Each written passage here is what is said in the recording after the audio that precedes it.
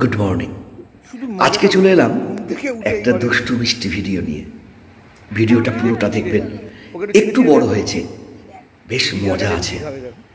দিদিয়া যেদিন এসেছিল ঠিক তার পরের দিন সকালবেলায় দিদিয়ার ঘুমটা তখনও ঠিক মতো ভাঙেনি। দিদিয়া পাশের ঘরে গিয়ে একটু শুয়েছে, রটি সেখানেও হাজির, গিয়ে দিদিয়ার হাতেই খাবে।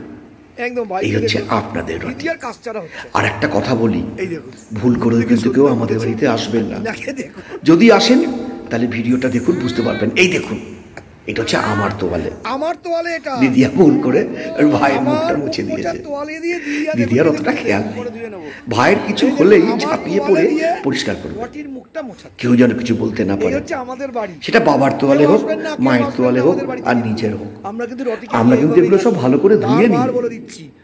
তবুও বলছি, আমাদের এইভাবেই কাটে। আমরা রটিকে ঠিক এইভাবেই রাখি। দিদিয়া ভাই যে যেরকম ভাবে পারে আনন্দটা উপভোগ করতে পারে। এইবার দিদিয়ার পালা, কেন ছাড়বে বলুন তো? কি এরকম ভাবে আদর করতে ইচ্ছা করছে রটিকে? তাহলে কিন্তু চটপট চলে আসবেন আমার বাড়িতে।